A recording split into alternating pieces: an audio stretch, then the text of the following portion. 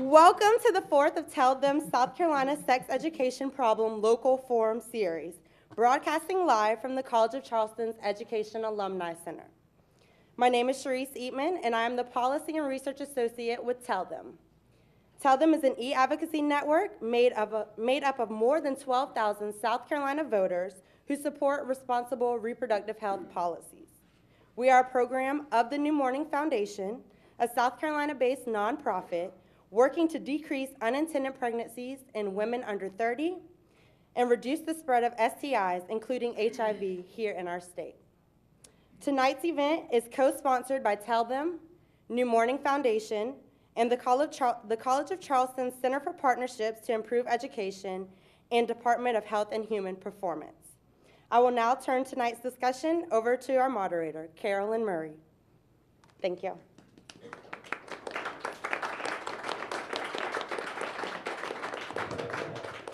Good evening and welcome.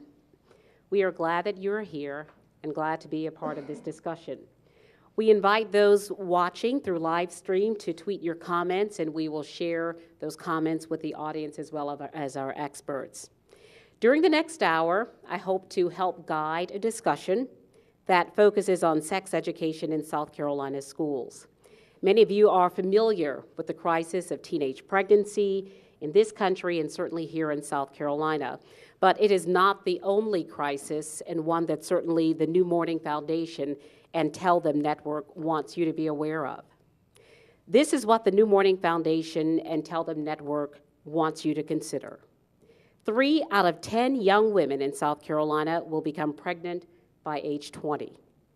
On average, there are 68 cases of chlamydia or gonorrhea reported among South Carolina adolescents. 19% of middle school students have had sexual intercourse. 50% of high school students have had sexual intercourse. We know that South Carolina students are having sex or engaging in sexual behavior, and we know what happens as a result. Unplanned pregnancies, sexually transmitted diseases, and in many cases, a loss of opportunities for that child, his family, and really the entire community. The Comprehensive Health Education Act, written in 1988, was created and is now law in South Carolina to protect South Carolina students. It requires school districts to teach high school students about reproductive health and pregnancy prevention for a minimum of 750 minutes in the 9th through 12th grades, to teach middle school students about sexually transmitted diseases as well as HIV prevention, to provide health education for teachers with staff development opportunities, and to form a health education advisory committee consisting of 13 members, including students, and to send an annual report detailing whether the district is complying with the law to the South Carolina Department of Education. Well, the New Morning Foundation checked on whether South Carolina school districts were complying with state law. And in their report, a Sterling community, 25 years after the Comprehensive Health Education Act, they reported that only 81% of the state's 85 school districts actually responded to the survey. 5 school districts had not responded to the survey, according to the State Education Department. Locally, right here in Charleston, Dorchester Districts 2 and 4, well, each had 1 violation in 2011. But Berkeley County School District had 6 compliance violations, and that's according to the New Morning Foundation report. There is legislation that's been drafted, 3435, drafted, and it is a way for at least 4 sponsors, co-sponsors, to push through certain ideas. Those sponsors are Representative B.R. Skelton, Representative James Smith, Representative Jenny Horn, and Representative Gilda Cobb-Hunter. Among other changes, if passed, would be a requirement that the State Board of Education provide an instructional unit in comprehensive health and education to local school districts, that reproductive health instruction be medically accurate in school districts, that a change in the grade levels in which the instruction must be offered, that there is a change, and to delete the requirement that instruction in pregnancy prevention education be presented separately to male and female students, as well as each district be required to report its compliance in a certain manner to the department. These are just some of the many proposals as a result of that legislation that's been proposed. We ask representatives in the areas of medicine and education to be with us tonight. They will offer more insight, their expertise, and perspective about solutions and perhaps a commitment from them to change these dismal numbers for South Carolina. It is my pleasure to welcome them. Dr. Trish Hutchison is a pediatrician who is also co-founder of Girlology and Guyology. It is a book that's great, and I've had an opportunity to read Girlology with my daughter. Michael Miller is a member of the Charleston County School Board. Doug Taylor is the Chief Program Officer for the South Carolina Campaign to Prevent Teen Pregnancy, and Phyliss Thornthwaite is Coordinator for Health and Physical Education in the Berkeley County School District. Thank you so much for being here and spending your evening with us, and we certainly welcome your ideas and thoughts on this issue. So we will get right to the questions. The first question, and this question is for anyone who might want to answer. If you could change one thing about sex education in South Carolina, what would that change be? I'll always talk, so I apologize. I think the main thing we need to change is just to have it, and to have medically accurate information that our students are accessible to, and that the teachers can talk to them about medically accurate information as well as age appropriate. So they need resources and they need the information. Because you talked about what's medically accurate, why don't you explain to our guests what that means? What does it mean to be medically accurate information? Well, in medicine, we look at a lot of research. We use evidence-based research when we talk to our patients and parents about things. So medically accurate is information that research shows works. If research shows condoms work to decrease pregnancy in the school, condoms work. So medically accurate can be everything from proper names for body parts at the young age to normal physiology to reproduction and proper words for reproduction and proper knowledge and words for sexually transmitted diseases and infections. Would anyone else like to comment? Yeah, I think one of the most important components that has been mentioned is teacher training and potentially certification. My experience has been that back in 1995, when I was a recent graduate from the School of Public Health, Phyliss Thornthwaite and I were privileged to go around the state and provide trainings to teachers who were being required to teach the subject. And in many cases, this was a topic that they were not familiar with. Many times it's the PE teacher, the science teacher who do not have specific educational background on human sexuality education. And as we all know, that topic in and of itself can be quite challenging, even for experienced teachers. So the amount of information and training that teachers get right now is fairly minimal. The Campaign to Prevent Teen Pregnancy, when we offer trainings to teachers around curricula, we have 1-2-day trainings, and it's primarily on the curriculum itself, teaching the lessons and some of the specific skills that are being taught. But there's still a lot of classroom management that's required, especially when you have young people talking about sexuality education. You can imagine some of the challenges that a teacher might have, and I think that's one of the real key components to having a quality sex education program here in the state. Any other comments? I think that problem's been there for a while because I remember my sex education was a film when I was in the 6th grade. Do y'all remember that? Mm-hmm. Yeah. What was yours? I don't quite recall, but I will say that I think Doug makes a very valid point. I think in education, as a newly elected board member, we constantly struggle with how people want to use and advocate sex education in our schools. Some parents believe that that is their role to teach their children sex education, health education, as it relates to their family values. Some believe that the education system or schools should not play a role in that. Doug also made a very valid point when it comes to make sure that those who are providing the education for sex education are properly trained. In the education system, we would never place a non-certified English teacher to teach English. So then why would we then allow non-certified health professionals to teach sex education? I think PE teachers are great. I think science teachers are wonderful in their particular craft and field and what they're taught to do. But in education, if we're going to look at health education and sex education on a serious matter from a global perspective, and we want to change the dynamic and the pendulum in which children are being sexually active, if we want to lower the numbers of sexually transmitted diseases, we have to look at it from a scientific approach and from being medically accurate, but also making sure that those who instruct the students are accurate, poignant, and have been properly trained. And I think if we were to do that, I believe that parents may feel some ease in allowing their students to receive sex education in classes. If not, I think we'll constantly have this battle.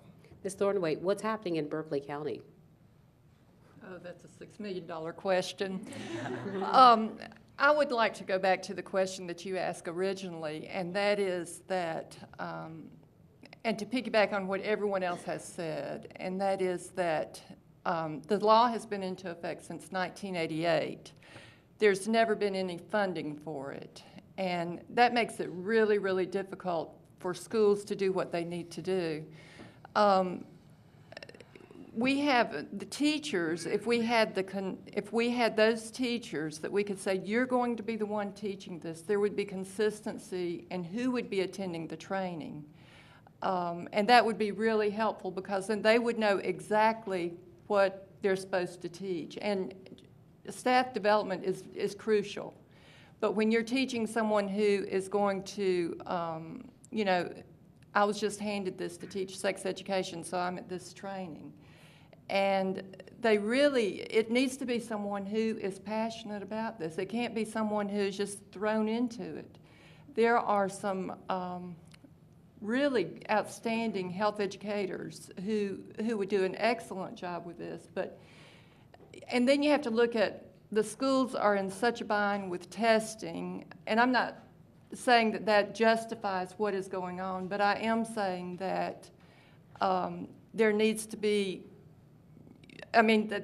with testing and Common Core standards and all of the standards they're having to teach, it is really difficult to juggle all the demands that are placed on them. Do you think that it's realistic that money will be put into that effort, considering the crisis with some of the other subject areas and having qualified teachers and keeping teachers in the classroom and helping to keep them passionate about teaching students? Do you think that they will actually put dollars behind making sure that those teachers are properly trained?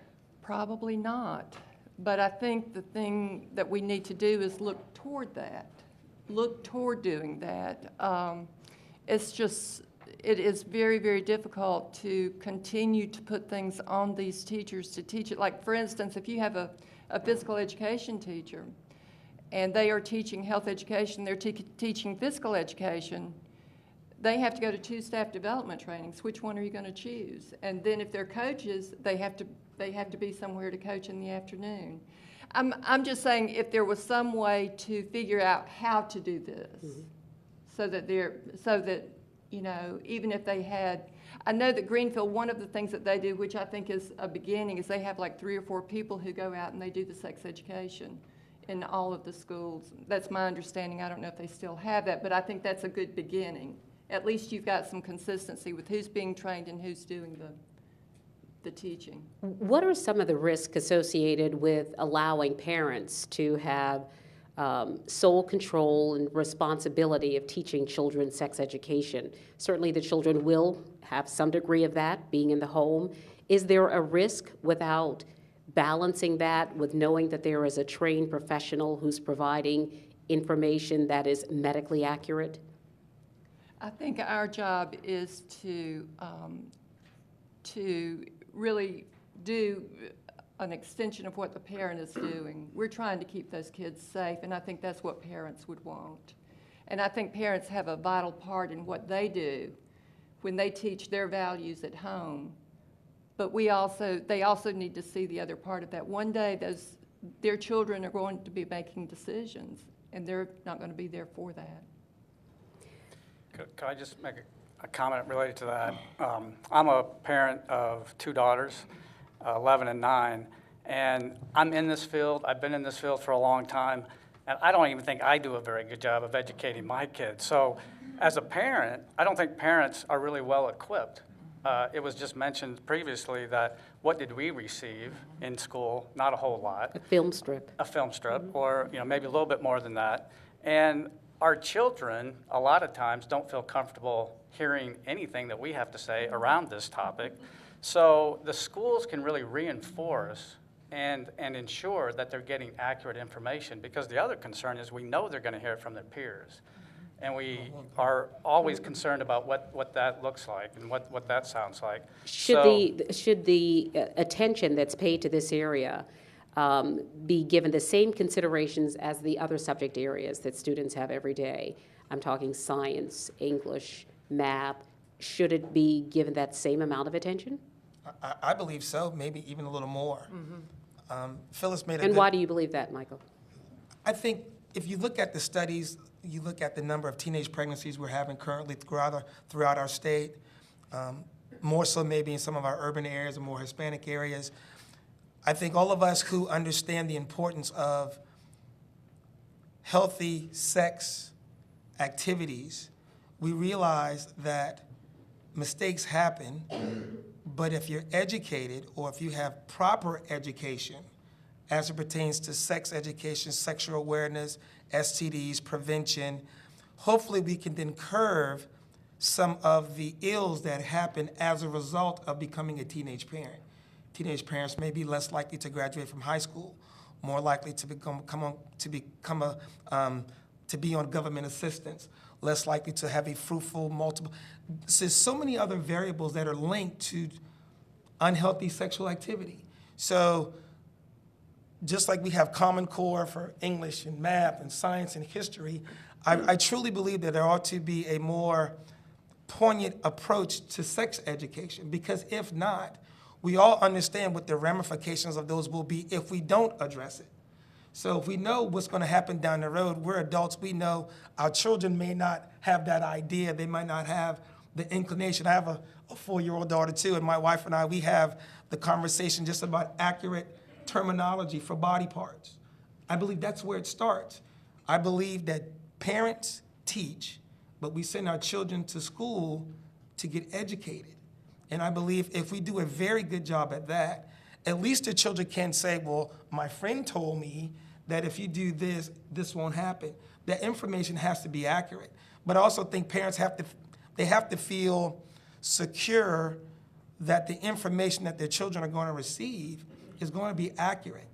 Because you're right, parents don't oftentimes want to have that uncomfortable conversation with their children about sex. They just don't.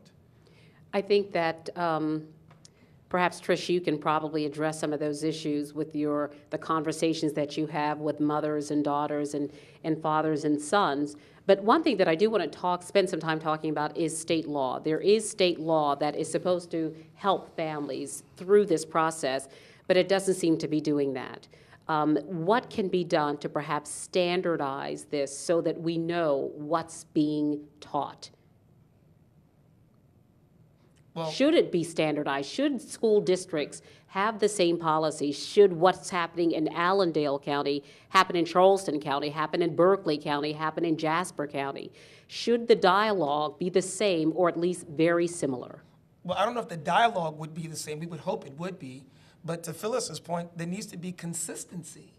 There needs to be consistency throughout the counties, throughout the school districts. It needs to be, the consistency shouldn't only be with the parents, but also the legislators, so that they understand. And maybe that's where local voters, we take action and say, look, our legislative body, you need to understand that we believe that sex education is so important that not only, we're thankful that the law was passed in 1988, but maybe it needs to have a little more teeth to it. Maybe the bite needs to be so hard that it's consistent throughout all of our school districts, Therefore, we get buy-in from our parents and support from our schools. And I wanted to kind of go back. But if school districts don't comply, if there are guidelines and school districts don't comply, what should happen? I mean, what should compel them, or what is being done to compel them to be compliant, to make sure that this is given priority? I think at this point, I don't know if any penalty is in place now. Maybe that's another conversation that we ought to have as well. If school districts are non-compliant with the act that's in place, that there is a heavy or maybe a stiff penalty, because we have to remember, if our children are not educated, not just in the reading, writing, and arithmetic, but if they're not fully educated, they're the ones who suffer, not the adults. I mean, we bear the burden as taxpayers and so on and so forth, but if our children are not properly educated, they're the ones who are going to be hurt the most. So maybe when we have that conversation about consistency throughout the district, maybe the conversation also bleed into what the penalties will be for said districts that don't comply. Dr. Trish Hutchison is a pediatrician, and you've had this discussion with families. What happens when you try to open this dialogue? Is there a resistance on both parts? Well, when it comes to sex, many parents feel very awkward starting these conversations. But think about when you were in middle school, what was on your mind 90% of the time? Don't tell me, Michael. I wasn't going to say a word. So, and think about these days, we have so much on the media, on the internet. I mean, our kids are so oversexed with everything that they see. So double where our mind was. I won't tell you how old I am, but okay. So think about that. So sex is out there absolutely everywhere, and parents feel very awkward and uncomfortable having these conversations. So what we try to do is, the earlier you start these conversations, the easier it is. Now, with this curriculum that we're talking about, it shouldn't be a separate little 750 minutes, or right now I think it's K through 5, we talk about nutrition, middle school is HIV and STD, and then high school, you can maybe talk about some protection. But think about 20% of our middle schoolers are sexually active, so we are way behind these conversations with our kids. The other thing is it should be integrated, as I said. So in kindergarten, first and second grade, they need to learn these anatomical correct terms. And the reason for that is there's a lot of research about child sexual abuse. Kids that know their proper body parts and they know what sex is, they're not victims, because you can't manipulate in their mind what is right or wrong. So the earlier you start, the more you use the words, the more you talk about it. It's not so difficult. And you know what, kids, if you talk about their body changes in puberty, I know it was 6th grade when I saw that film. We now know that puberty is starting earlier than ever in boys and girls. And if you start those conversations before those changes happen, they're actually kind of excited about them, believe it or not. But if you catch them in the middle of it or in middle school, they're going to roll their eyes and just think that you have horns off your head because you have no idea what you're talking about. So I think it's very important to incorporate this curriculum all the way through and to make sure that the parents know what you're talking about, because you had a great point. Parents are the teachers in the fact that they can teach what beliefs and values are there at home. But if parents know that we're teaching medically accurate information, they should be very happy about that, because we know the more we repeat things to teenagers, it goes in there. Sometimes we have to repeat things 5 to 10 times. So the more times they get that correct message, whether it be from home or school, it's going to stick a little bit better. So I think if our parents know that we are teaching medically accurate information and that we care and we're doing what's right for our kids, that they would be more receptive to this education. I think that some people, when they consider 750 minutes, which equals about 12 and a half hours actually, some people may say, well, how long do you need to talk about sex? How much information do they need? Isn't that enough time? I mean, that is sufficient time. So what you are proposing or suggesting, would that be a conversation that would happen throughout the entire 9th grade year, throughout the entire sophomore, junior, senior year, that this should be a part of the regular classroom discussion with a trained professional every day, just like any other subject area? It needs to be a curriculum for every year. Every year it changes. It can't just be 8th grade, 9th grade. We always say that middle school is the time for prevention and high school is damage control. The kids in high school have already made decisions, and they're not necessarily listening to teachers or their parents anymore. So when we're talking about this age-appropriate part of this medically accurate information, I think everything needs to be reevaluated and looked at, because if we know 20% of our middle schoolers are having sex, they need to be taught about prevention. You know, we still want to teach abstinence because that's our message, that's prevention. But in addition to abstinence, because we know that not all kids are going to make that decision to be abstinent, they need to know how to protect themselves. Of course, there is always the question, some people believe that if you start the discussion, that children will become much more interested and then they will experiment once you raise this issue. What is your reaction to that, Doug? Well, research has shown that that's not the case. So the programs have been shown to be evidence-based in terms of addressing the sexual risk behaviors. Those that participate in comprehensive programs that include information about abstinence and contraceptives are no more likely to engage in intercourse at an earlier age and are more likely to actually delay. And those who then do begin to have sex end up using contraceptives more regularly. So it's a bit of a fallacy to say that that talking about this with young people will get them to engage in these activities before that. So I flat out would not agree with that statement at all. Teens are actually pretty smart. Teens don't think well in the heat of the moment. If they have to make a decision in the heat of the moment, they're going to go by their emotions or by what's exciting. But if you have these conversations early and they can actually think through the consequences, and if they set personal boundaries ahead of time, research shows that kids who set personal sexual boundaries actually delay the onset of sexual activity by 18 months. So if you have these conversations with your kids earlier and discuss what could actually happen, it's up here, and they will follow through with that. Not always, but most do. So talking about it has the reverse of what most people think. It makes them think it through, and it makes them make healthier decisions.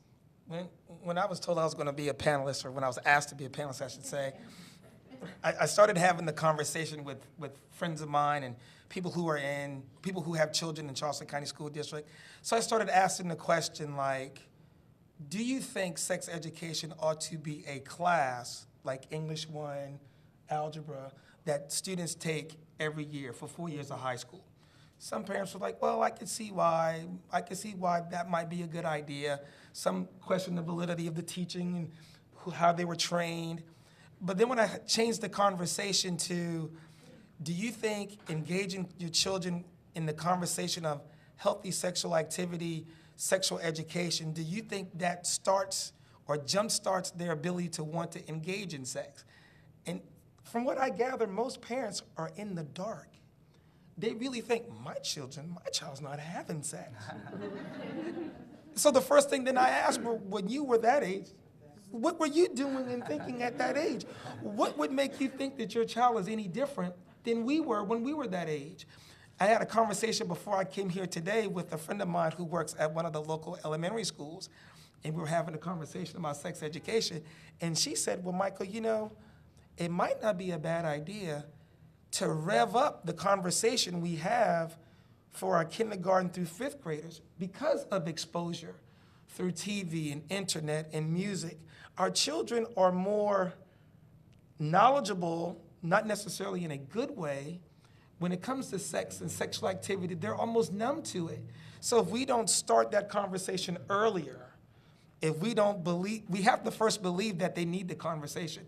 And some parents might even be surprised. Parents might learn a thing or two also in this conversation, in the education piece, but we have to have the conversation started, and we can't be afraid to initiate the conversation at all. Mm-hmm. I will say, and I've attended with my daughter a program, Girlology, that Dr. Hutchison organized and planned for mothers and daughters. And I was very surprised at the reaction of the girls. I was surprised at the giggling, and I was also very surprised at how initially unwilling they were to discuss some things when you would think these are children who generally will talk about anything, but when it came to this issue, there was definitely a change. Is that something that you find happens very often? A lot of times in elementary school, the classes are pretty easy because the kids haven't really shown many changes and they're kind of excited, but they're nervous and anxious. And once we start the conversations, it's much easier. Middle school, they don't want to go anywhere with their mom, much less to talk about sex. So we have cat fights in the parking lot on that one. But they end up leaving and feeling a sense of relief that their mom understands what they understand and they know the same terminology and the same words. But it is hard to talk about because there's a lot of shame and embarrassment around these subjects in school and everywhere else. But we are desensitized, as you said. I was going to mention a song name, but I shouldn't. But these kids in elementary school have you heard them sing some of these songs? And they have no idea what they're singing. But it's a perfect time to print out the lyrics and just show some of them what they're singing or ask them not to sing those lovely songs. But it is awkward. And a lot of times parents don't know where to go. A lot of parents don't feel like they have the proper information to discuss these topics with their kids. But part of it is looking together for it and looking for these resources. Whatever you do, don't let your kids search for resources on the internet and put any of these words in there. 70% of kids get attacked with some sort of pornography by the age of 9, because 9 is when they're putting in naked bodies or something like that, and then you won't believe what comes up. So go to the library, go on the internet, find safe resources where they can find this information, and that way the parents can also have the medically accurate information as well. I'm curious because it appears, at least according to the New Morning Foundation report, that there were some problems in reporting in Berkeley County. And so, Phyliss, I'm curious, what is happening in some of those classrooms in Berkeley County, for example, certainly not to pick on Berkeley County, but just to get a sense of what's happening during the teaching process of sex education with students? We just finished with a staff development in February, and in fact, the campaign came in and did a booster in regard to Draw the Line, Respect the Line, which is what we are using in Berkeley County for middle schools. Draw the line, respect the line. Mm-hmm. And that's a good program for our students so that they understand, just like Trish was saying, where are my boundaries? You're stepping over my boundary now. You're stepping over my line. And then in high school, we use the Safer Choices curriculum. And this was the first year that we did not do the comprehensive health education compliance letter. And the reason was because we didn't get it in time, and so that was some confusion there. We also we meet with our health advisory committee. So our teachers are teaching it, and when we have the booster, they tell us, it was one of those times when they said, well, these are some things I need to change. And I think the campaign actually helped them to realize where their weaknesses were and what they needed to do with that. So, yeah, there were problems in getting that information back to the State Department of Education because we had problems getting it. So, and I want to piggyback on some of the things that have been said, and that is that I think we need to come to the realization also that kids are getting sex education. They are getting it, whether it's the TV, whether it's the billboards, whether it's the magazines, whatever it is, they are getting sex education. It may be warped, and that's where we need to make sure that they have the medically accurate information, and this is what can happen if you do have sex and you don't protect yourself. So I think that's important for parents to understand and to realize, unless you live under a rock and you're not exposed to that. And when we talk about sexuality education, I want you guys to understand that it's so much more than just puberty and the plumbing of reproduction. Sexuality incorporates affection, it is gender roles, gender identity, gender orientation. It's also intimacy. There's emotional intimacy, there's physical intimacy, and that's backwards these days. I think people go straight for the physical before the emotional.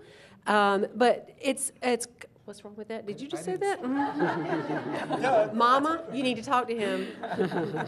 And then there's, how to say no, and there's condom negotiation. There's so much more that is incorporated. So I just want you to understand when we talk about sexuality education, it is so much more than just the puberty and the plumbing. Okay. Puberty and plumbing. All right. With that, we open the discussion now to you. If anyone has a question or a comment, you are welcome to come up and use the microphone. Yes. Well, I think it might be the only way that we'll be able to hear you with live streaming. Thank you. I just would like for each of the panelists to address abstinence only until marriage education. Just maybe one statement about the detrimental effects of that. If you believe that it is detrimental. Did he just bring that up? He did. He did, didn't he? Abstinence-only education has not shown to be effective. And the way I'm going to go at this is that only about 2% of our population actually makes it till marriage.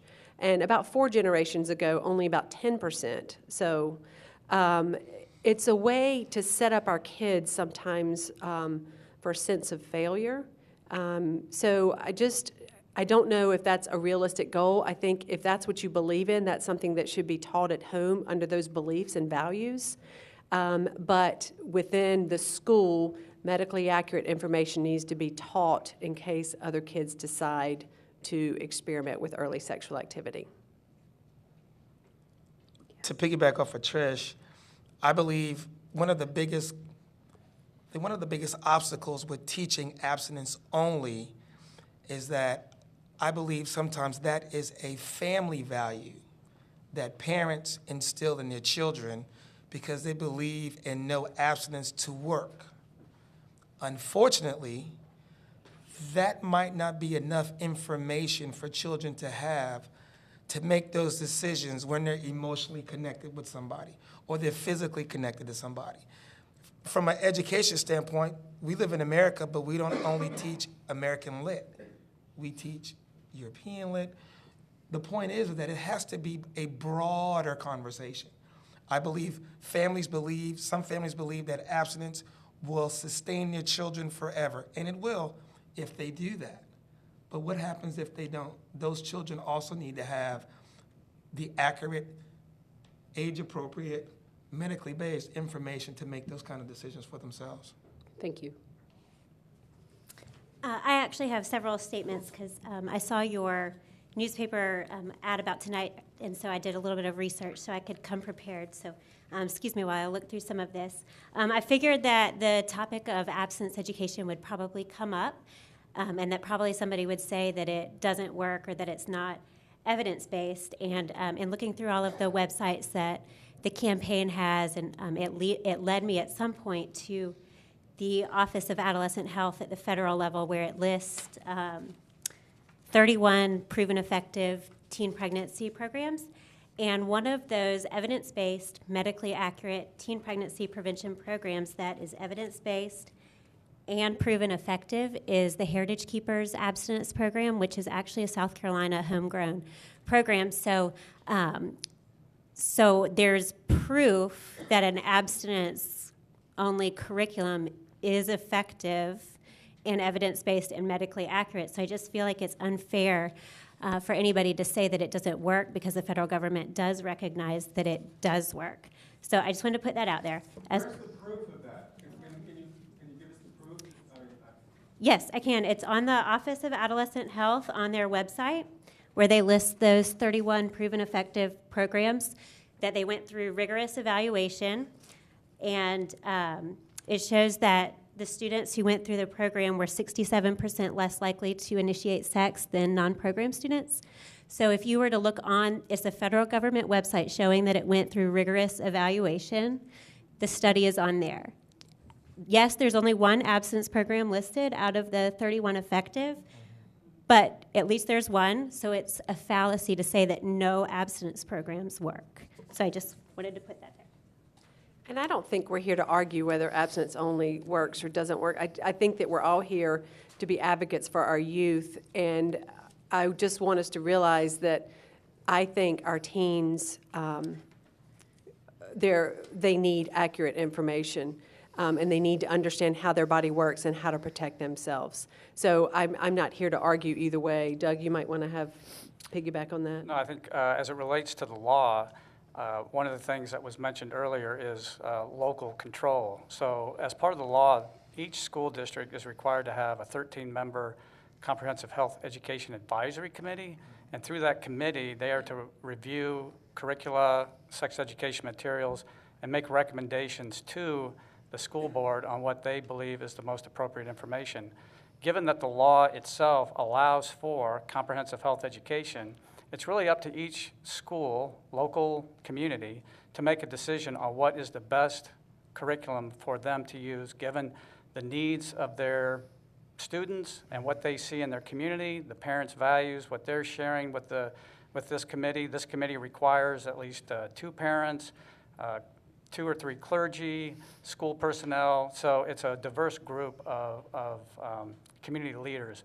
So my point would be it's really up to the community to make that decision on which curricula is effective and how they might choose which ones they want to use.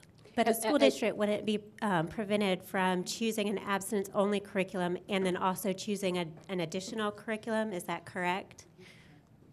They could have both. A school district could approve an abstinence-only curriculum as well as a comprehensive curriculum, and schools could offer both. Yeah, they could offer more than that if they wanted to. I think it could be comprehensive. It could be full encompassing. I believe something Doug said earlier, when you look at your numbers that you quoted earlier, I would also, as I think about numbers, because on the school board there's so many numbers we have to look at and we try to get down to the root cause of a lot of things, I would question things like, of the students that were in the survey, how many students come from middle-class families? How many families had two parents in the home? How many parents were educated? What communities do they live in? Were those communities were they in impoverished neighborhoods? Were they in urban areas? Were they in rural areas? Because those areas independently operate on a different pendulum. They do. They all do. Each one of those subgroups operate differently because the family values of each group is slightly different. So in a family that may have 2-parent homes, parents are both college educated, they live in a gated community, abstinence in their home may work, but those children might engage in drug activity before. So there's so many different variables that we have to consider. I agree with you. I don't think anybody up here is saying that that abstinence should not be part of the curriculum. It definitely should be part of it. I don't know if any one of us would say it should only be an abstinence curriculum. I'm not sure if we're saying that either. I think we all are saying that if we're going to have a healthy sex education and provide it to our children, it has to be from A to Z. Just for clarification, I just wanted to make sure, I believe you suggested that someone said that abstinence did not work, and I don't remember anyone actually saying that. That an abstinence-only curriculum wouldn't work. Did someone say that? That an abstinence-only approach would not work. That's the whole reason I came up here, is because it was said. Who said that? I might have said that they're not as effective. Most research have showed that, and I'm aware of your study there. And I think it's under, people are looking at it with a microscope just to see the difference of what's going on. I looked at it as well, just so in case I was asked questions about it. I obviously can't speak as an expert, but to answer your question, it was 41 schools in South Carolina and over 2,000 well-matched students that were tested. So they made sure, and over 60% of the students were African American, so we know that it wasn't just white, upper middle class students who it was effective in. I'd like to say something, though. I think one thing that we are looking at when we meet with our local health advisory committee is the fact that we want to take kids where they are. And if we know that 50% of our kids are sexually active, and if all we teach them is abstinence only, they're left out of the plan. And they have to figure that out for themselves because we have excluded something that's vital information for them. And it would be unethical for us not to teach them everything if they are sexually active. Okay, one final point so that we may. Okay, so here's another one of my questions, because you talked about teens being over-sexualized by the media and that they're getting just too much information, and they are just learning too much about sex, and that they need to be taught abstinence and condoms. So I did a little bit of research about some of the curricula that are approved, especially I looked in Dorchester County, and all of these are curricula that are promoted by the South Carolina campaign, so I know that where you stand on this. But in one of the curricula called Be Proud, Be Responsible, that's in the high schools, it talks about the effective use of dental dams. And in it says, squeeze a few drops of lubricant on the side it's going to make it more pleasurable, and flavored lubricant is more pleasurable. And so I'm unsure how that is going to encourage teens to practice safe sex or to practice abstinence when you're actually encouraging very risky behavior by encouraging pleasurable sex, pleasurable oral sex, which actually breaks the law, since pleasurable oral sex is not allowed to be taught under the context of the law. Can you answer that? Okay. Thank you for your comment. Well, I can't comment on what one particular school district is teaching in the classroom. It may be where they have removed that portion of the curriculum. Again, each curriculum has to be approved and meet the State Department of Education guidelines. Some of the curriculums that you'll see on the approved list, the federal approved list, many of those are designed for community, outside of school programs, so after school programs, Boys and Girls Clubs, other organizations that may find that the youth that they're working with are in need of this type of education. So I can't speak to what Dorchester is specifically teaching as it relates to that. One item that was pulled out of the curriculum and potentially, out of context of how the instruction is being taught. And the one other thing, it's really important, we talk about what is being taught, and it's not just about body parts and things like evidence-based programs reinforce and teach kids about communication skills and decision-making skills. And the whole idea is that you're giving them an opportunity in a safe environment to talk to one another about the decisions that they may make. So if I want to learn refusal skills, there's no way that I can do that on my own. So in a safe school environment, I can practice with a peer, see how it's done effectively, and then practice with a peer. How do I talk assertively to my boyfriend, girlfriend, or whomever it may be? These skills can be used outside of the context of sexuality or sex, and learn about what are those key things that I need to be able to do to protect myself. So again, these are lifelong skills that they're learning that again, they can apply. So it's assertive communication, it's good decision-making skills, to draw the healthy relationships. So and if it doesn't, and I'll say this, let's go back to the teacher training. Those are challenging topics to teach. You've got to break your kids up into groups of 2 and 3, so there's a lot of classroom management, and that's where a skilled facilitator and trainer is really required, because if they're not getting that part of the curriculum, they're not going to be effective. So it's not just knowledge. We know knowledge alone does not generate behavior change. And these are some of the key components of these effective curricula that really need to be reinforced, and they need to be practicing them outside of the classroom as well to become skilled at it. Okay, back to our audience questions. I wanted to commend the panel. I think you've done a great job of talking about why, in a sensitive way, about why parents should want schools to do the best job possible in talking about comprehensive sex education. In response to the comments about the abstinence only till marriage curriculum, I think that we at my organization, ACLU, has had great difficulty getting the Heritage Foundation folks to be transparent about what's in their curriculum.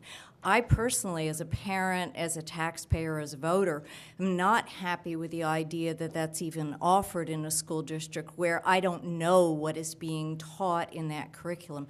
I think abstinence only is a fine message as one, as you have said, among other messages. But since our children are not making only those choices to commit till marriage, to abstaining from sexuality, it is critically important that we really have comprehensive sex education. That's what this panel is about. It's about the fact that we don't have it in every school district. People are not complying, they're not reporting, and we're ending up with appallingly high rates of teen pregnancy and HIV problems in our state, and this is bad for our children, it's bad for our families, bad for society as a whole, for South Carolina as a whole. What I was starting to say before that last speech about a particular ideological-based curriculum, which many of us don't agree with as parents, I am the mother of a son who is an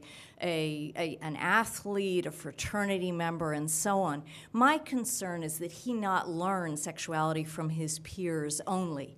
And I want him to understand the full spectrum of human sexuality and how individual we are.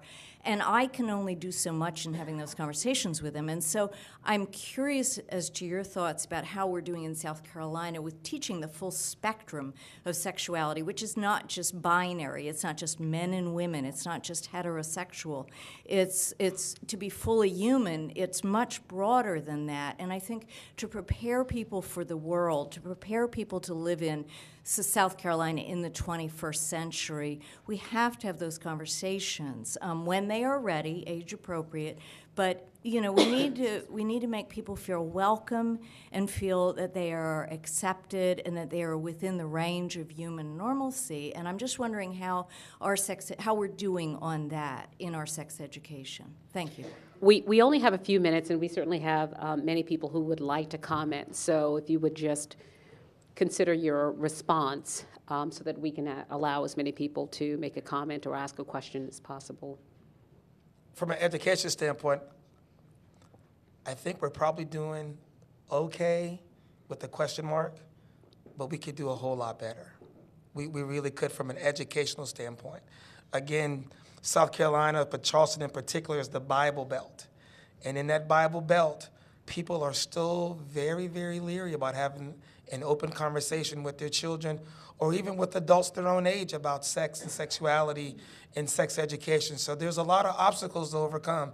Those obstacles also bleed into our education system as well. So there's a lot that needs to be done.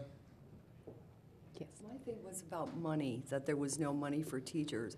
I know PTA can't fund a teacher, but I'm wondering why you don't get together with PTA to help you with maybe buying pamphlets or some of the extra things that you need. I know teachers' salaries are not allowed, but why don't we go back to the basics of parent-teachers, the PTA that makes so much money for us?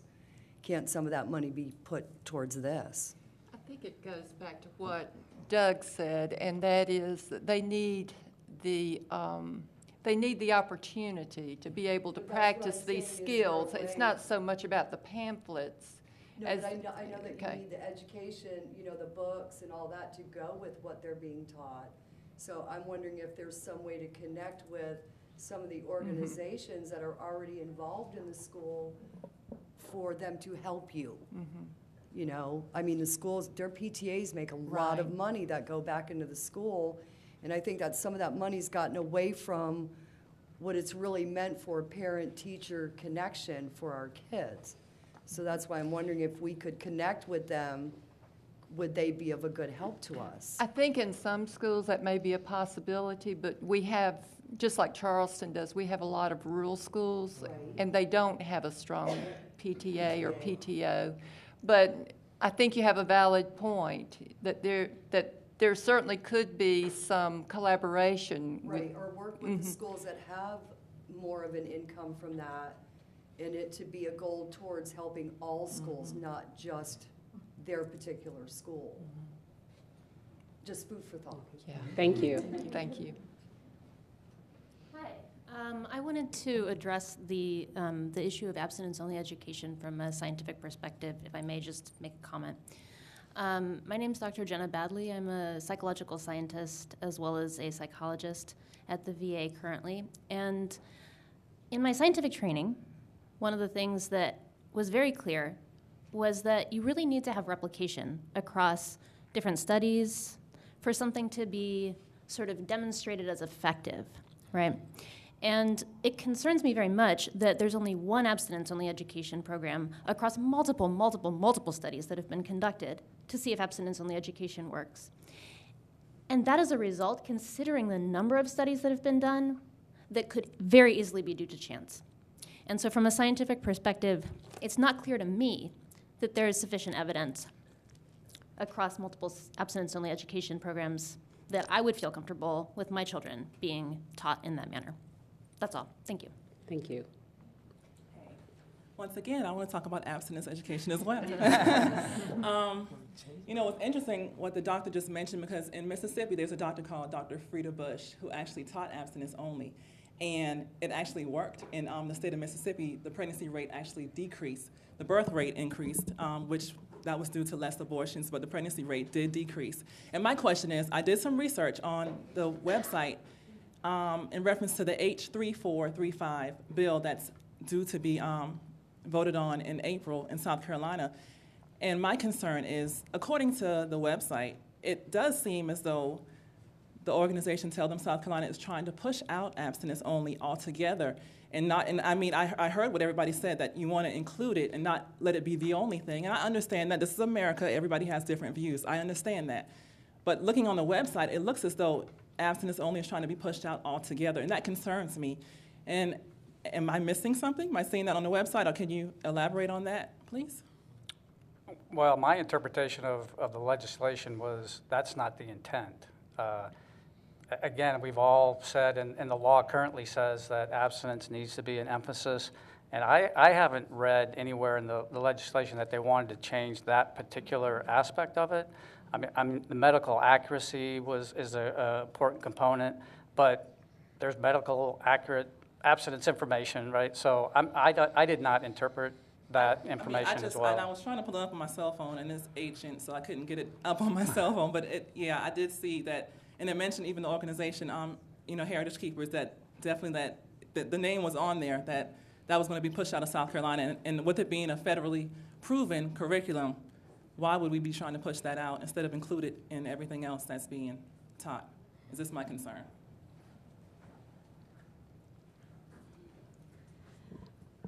My name is Michelle Turner. I'm a nurse locally, and I also am representing the League of Women Voters because we're very worried and concerned about health issues. And my question is actually regarding teen pregnancies. Introduction of sexual behaviors, unfortunately, is not always a child-chosen, innocent, fun activity, but it's oftentimes through child abuse. So I'm wondering what the schools do as far as helping identify those students or helping those students seek help. I know for some of our schools, we have people in place like parent advocates. And unfortunately, due to funding, cuts in funding, a lot of schools need and require social workers, therapists to be on campus to identify students, male or female, who may be having issues at home and can be detected by a teacher or an administrator. Unfortunately, I don't know if we have enough of those things in place. It's very difficult. Teachers have an overwhelming responsibility, not just to teach and educate, but to keep children safe at school at the same time. So does the principals.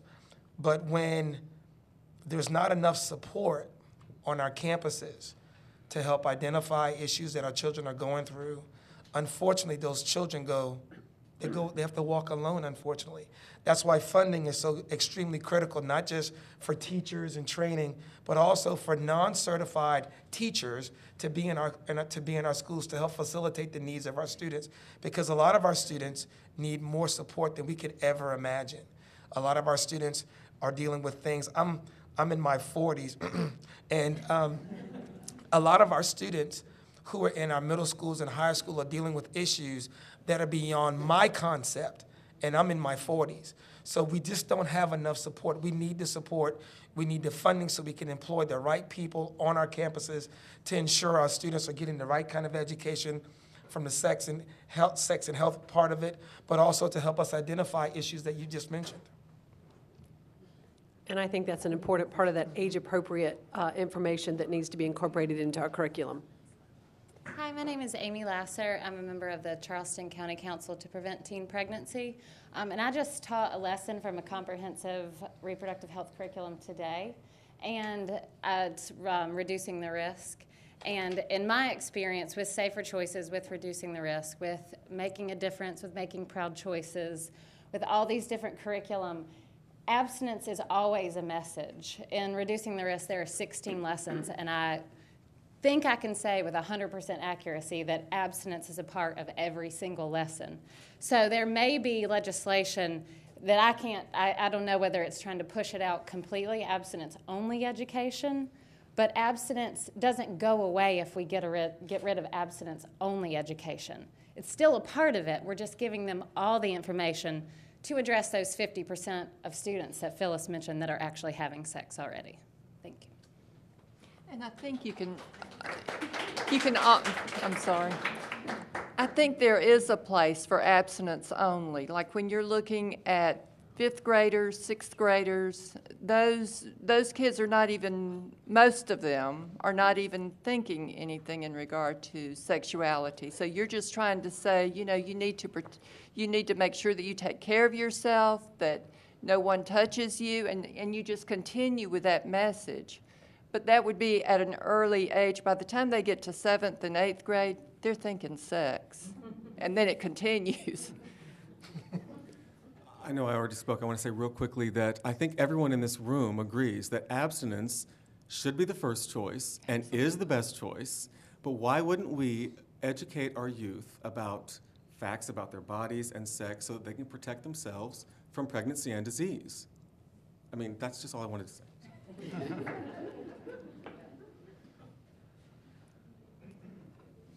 Hello, I just wanted to respond to your question about the abstinence-only education and removing heritage keepers from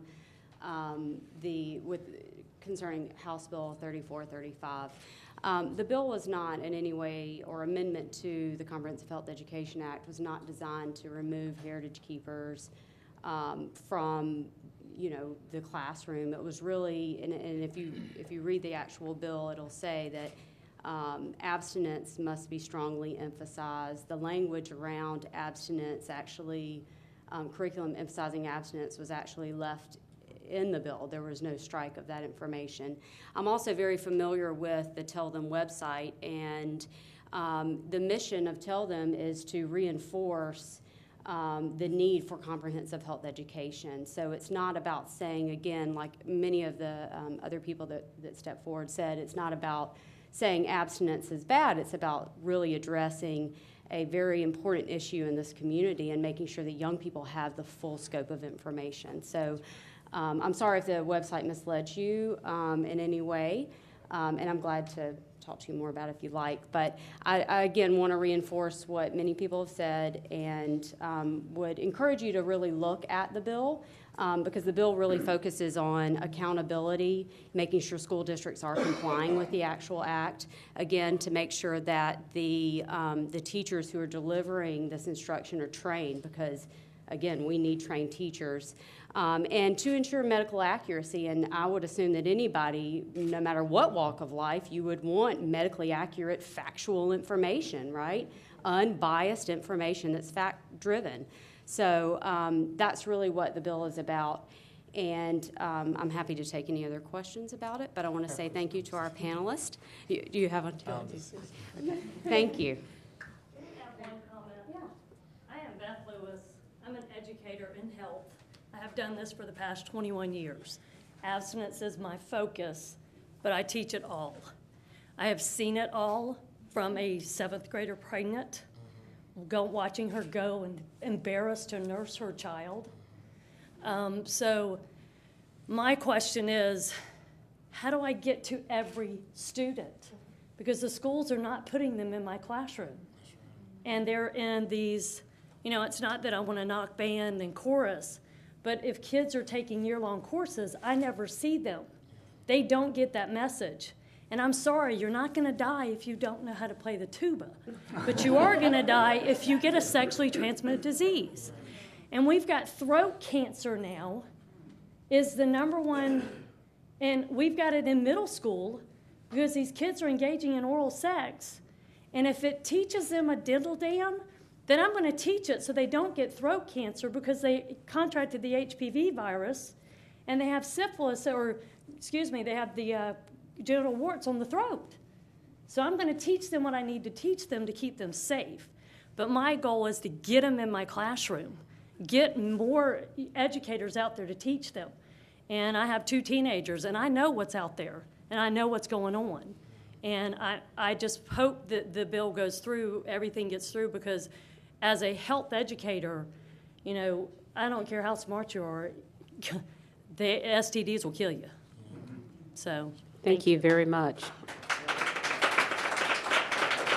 Again, just to remind you, we have another comment. Go right ahead. Good evening. 1, 2, 3. This is education. But education without law is only education. The 20th chapter, there was the first law, the 14th verse of the Holy Scriptures. And that one was given by the Creator. And the Creator was thrown out of the schools. And that's when most of us, my age, we were under the power and taught under the power and the guidance of the Creator. So now we've got to educate and educate, but there's still no law. Without the law, we would not sin. But because there is a law, we need a lot of teaching. We don't live under the law. But the key word is abstinence. You would have to have the power to abstain. And the power actually comes from above. So on the earth, we can only get guidance, but the power comes from above to abstain. Thank you. We certainly appreciate all of your comments, your input, the different perspectives, the healthy dialogue, the jokes. Mr. Miller, thank you. We do want to remind you about the Healthy Youth Amendment to the Comprehensive Health Education Act, which we've spent a considerable amount of time, as we should tonight, talking about. The goal of this amendment will increase school district compliance with meeting health education requirements. It will also increase teacher training and ensure that medically accurate information is taught in South Carolina public schools.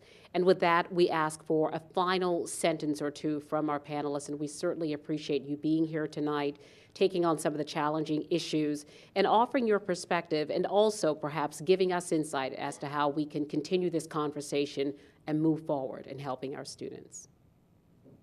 Still good on the line. I would like to see the school curriculum, as I said earlier, just to be revised. So it's not separate. It's not that 750 minutes. It's not someone who has to enter your classroom. Everybody gets it, and it's something that's incorporated from kindergarten through 12th grade. And that would be a wonderful dream if it could happen. And I just think that we need to realize that our teens do deserve information and medically accurate information. It doesn't make them go out and try anything, but they learn about their bodies. They need to know about their bodies. So I think teens deserve that information. I would like to say, I believe we have to be honest with ourselves as adults. And when we look at our educational system, what we feel would be in the best interest of our students, of our children. Oftentimes, I think we're afraid of making those tough, hard decisions.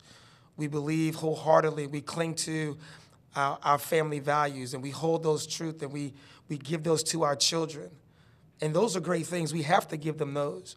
But I would also love to see us have that open, honest discussion, and let's have that conversation not only at home, but let it spread into our classrooms with trained professionals who are able to give our children age-appropriate, accurate information. Also, to put pressure on people like me who serve on a school board to make sure that there's legislation and there's laws and policies in place that we're able, well, unfortunately, I don't create the money. I wish I did, but I don't. But to your point, you're right. Also, that's also part of the voting process, making sure that we elect officials who are advocates for sex education throughout our state. I think the take-home for me is we need to remember that there are school districts who are implementing evidence-based programs now, and through some of the research that we've done, principals, parents, teachers, and the students all find the curriculum and the program very helpful in meeting the needs of the young people. So it can be done. It's being done in some school districts now, and I think we need to look to those school districts and determine how can we have that going on in our own communities. I just wanted to go back to the first question of what we really would like to see in sex education, and I mentioned funding would be great, but the second thing is, which I'd like to add on to that, is a required class. That is, I think that would do a tremendous amount of good for our children. And then if the parents could get the information that they're taught, so it's not a secret. The teachers are on the same side or the same team as the parents, and then the parents can take that information and teach their beliefs and values. All right. That's the final word. Thank you very much. Thank you, all of you, for your time.